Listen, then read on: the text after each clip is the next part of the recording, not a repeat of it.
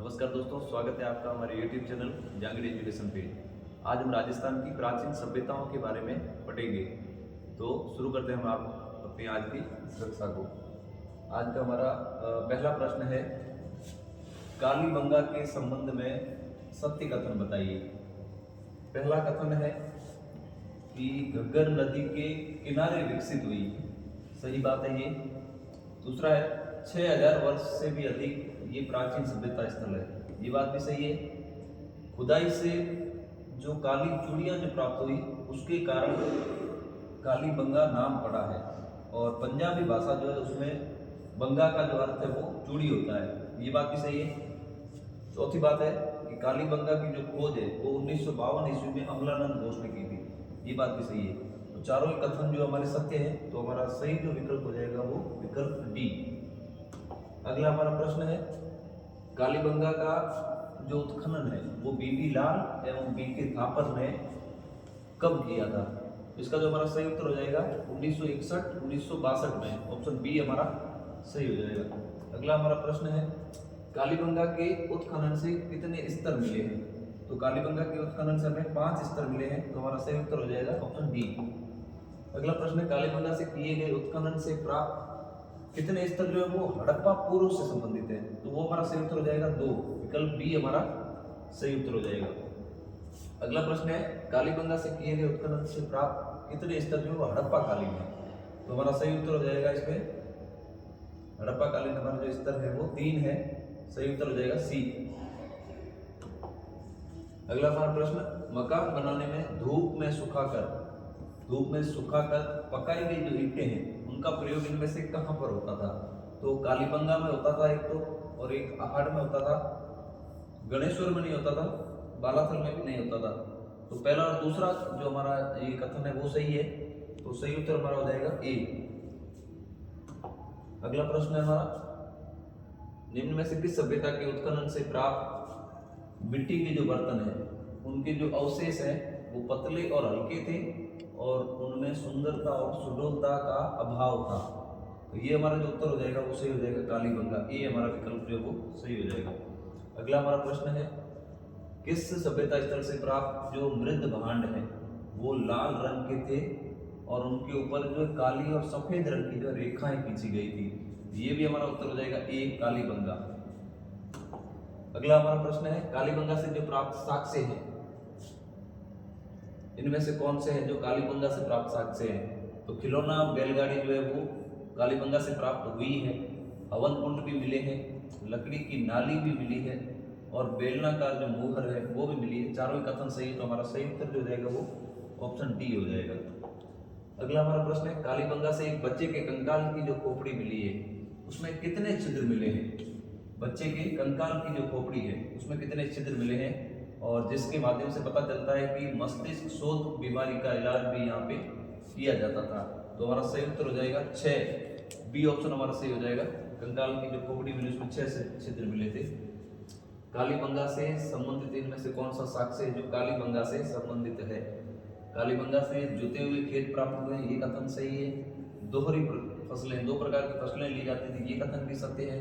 भूकंप के साक्ष्य भी मिले हैं, शल्य चिकित्सा के साक्ष्य भी मिले हैं और कब्रिस्तान के साक्ष्य भी मिले हैं, तो सारे कथन सही है, तो हमारा जो ऑप्शन डी है वो सही हो जाएगा। अगला प्रश्न है, निम्न में से किसके उत्खनन से प्राप्त जो ठप्पे हैं उनका उपयोग, जिनसे पता चलता है कि यहाँ पे रंगाई और छपाई का व्यवसाय जो है वो उन्नत था? तो ये आहड़ सभ्यता जो है उनसे जो ठप्पे प्राप्त हुए उससे पता चलता है कि यहाँ पे रंगाई और छपाई का जो व्यवसाय वो उन्नत था। किस सभ्यता के लोग जो है वो मृतकों को गहनों और आभूषणों के साथ दफनाते थे? तो इसका सही उत्तर हमारा हो जाएगा आहड़, ऑप्शन ए।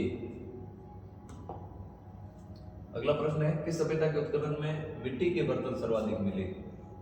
मिट्टी के बर्तन सर्वाधिक मिले और उसे जो है वो लाल और काले मृद भांड वाली संस्कृति का प्रमुख केंद्र सिद्ध करते हैं? तो हमारा सही उत्तर हो जाएगा आहड़, ऑप्शन बी सही हो जाएगा। अगला हमारा प्रश्न है, किस सभ्यता के लोग धूप में सुखाई गई ईंटों एवं पत्थरों का प्रयोग करते थे? धूप में सुखाई गई ईंटों और पत्थरों का प्रयोग करते थे। तो वो आहट सभ्यता के लोग जो है वो धूप में सुखाई हुई ईंटों और पत्थरों का प्रयोग करते थे। किस सभ्यता के लोग आग में पकाई गई सिर्फ ईंटों का प्रयोग करते थे? तो वो हमारी गिलून सभ्यता हो जाएगी, ऑप्शन ए हमारा सही हो जाएगा।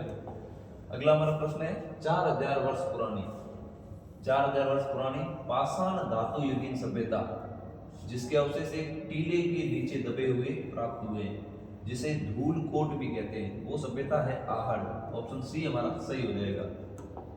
अगला प्रश्न, आहट सभ्यता की सर्वप्रथम 1953 ईस्वी में खोज जो है या उत्खनन कार्य जो है वो किसने किया था? तो उसका सही उत्तर हो जाएगा अक्षय कीर्ति व्यास। ऑप्शन ए हमारा सही हो जाएगा।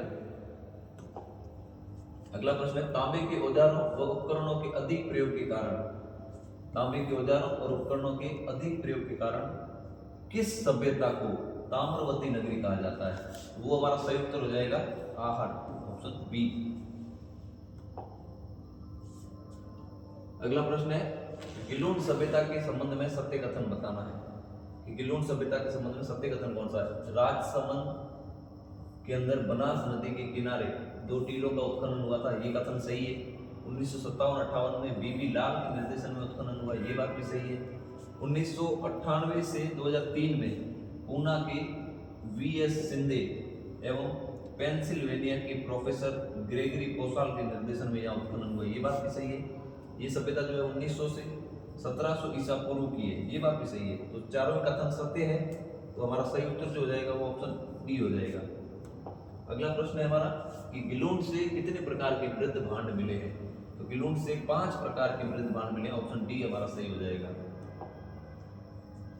गिलून से जो मृद भांड मिले हैं वो किस प्रकार के हैं, कैसे हैं? तो सादे हैं, काले भी हैं, पॉलिशदार भी मिले थे, भूरे, लाल और काले चित्रित हैं। चारों ही बातें इसमें सही है, तो हमारा सही उत्तर हो जाएगा ऑप्शन डी।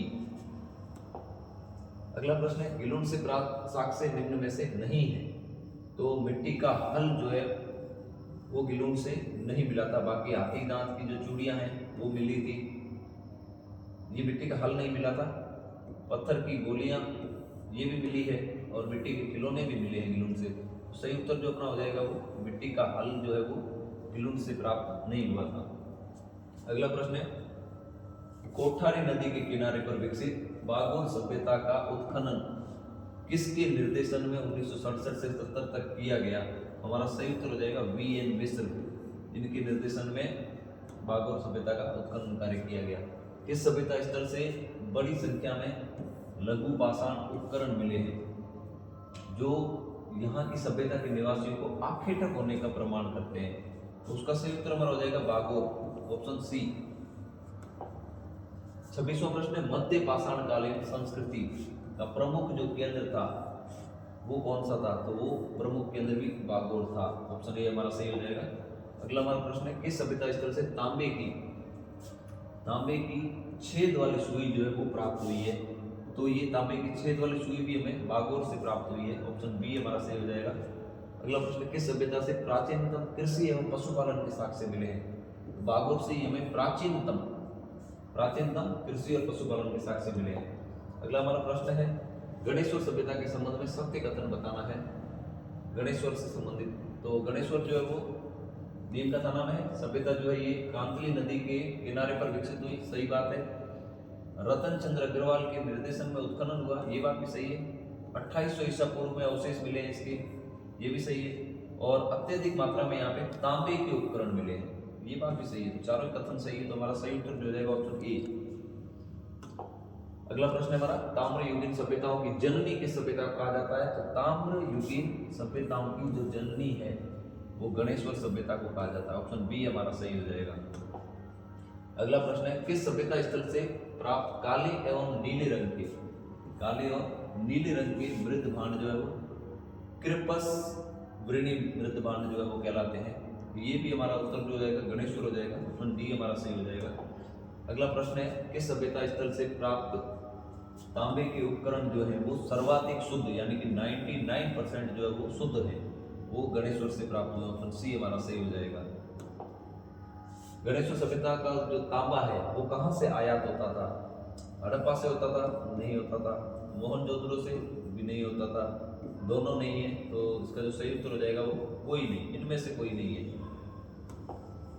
अगला प्रश्न है सभ्यता स्थल जिसका उत्खनन आर.सी. अग्रवाल ने किया था, तो किस सभ्यता का उत्खनन जो आर.सी. अग्रवाल ने किया था, जहां से एक रोमन एम्पोरा और यूनानी सुराई मिली है। तो ये श्रीमाल जो थी सभ्यता जो भीनमाल में है, उसका उत्खनन जो आर.सी. अग्रवाल ने किया था, यहीं से रोमन एम्पोरा और यूनानी सुराई का साक्ष्य मिला है। अगला प्रश्न है प्राग ऐतिहासिक जो कालीन सभ्यता स्थल जहां से समृद्ध लोहे के उद्योग विकसित होने के साक्ष्य मिले हैं, ये जो हमारा उत्तर हो जाएगा वो ईसवाल, डी ऑप्शन हमारा सही हो जाएगा, ईसवाल सभ्यता में मिले हैं। बेराट सभ्यता स्थल से संबंधित जो पहाड़ियां हैं वो इनमें से कौन सी है?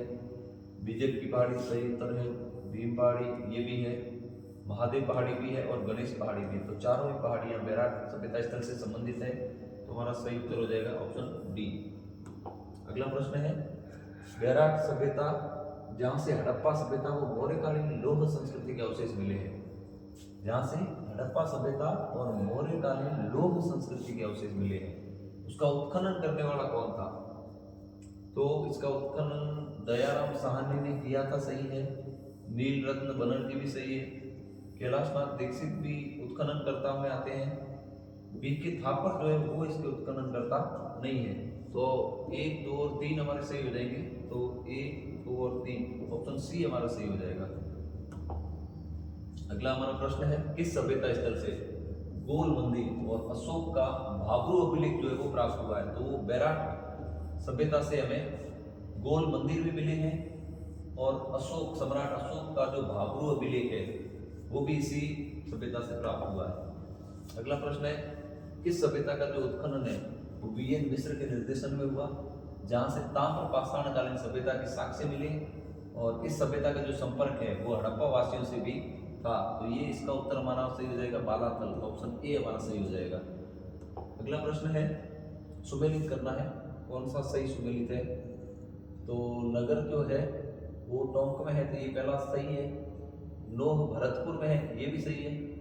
सुनारी जो है वो झुंझुनू में है और ईसवाल जो है वो जयपुर में है। तो चारों ही सुमेलित ही है, तो सही उत्तर हमारा हो जाएगा 1, 2, 3 और 4, ऑप्शन बी हमारा सही हो जाएगा। अगला प्रश्न है सभ्यता स्थल ओझियाना कहाँ पर स्थित है? ओझियाना ब्यावर में है, ऑप्शन बी हमारा सही हो जाएगा। सभ्यता स्थल जो बागोर और रंगमहल जहाँ बरौर और रंगमहल जहाँ स्थित है वो कौन सी सभ्यता है जहाँ पर ये स्थित है? तो गंगानगर, ऑप्शन ए हमारा सही हो जाएगा। अंतिम प्रश्न हमारा हड़प्पा सभ्यता के पतन जो 1800 ईसा पूर्व के लगभग है, इसके बाद में विकसित आर्य संस्कृति के अवशेष जो राजस्थान में कहाँ से मिले? तो इसका हमारा जो सही उत्तर हो जाएगा अनूपगढ़ में मिले हैं, तरखान वाला डेरा में भी मिले हैं और चक्र 64 से भी मिले हैं, तो सोंदी से नहीं मिले हैं। तो हमारा जो सही उत्तर हो जाएगा 1, 2 और 3, ऑप्शन बी हमारा सही हो जाएगा। तो आज की हमारी ये कक्षा यहीं पर समाप्त होती है, मिलते हैं हम अगले वीडियो में।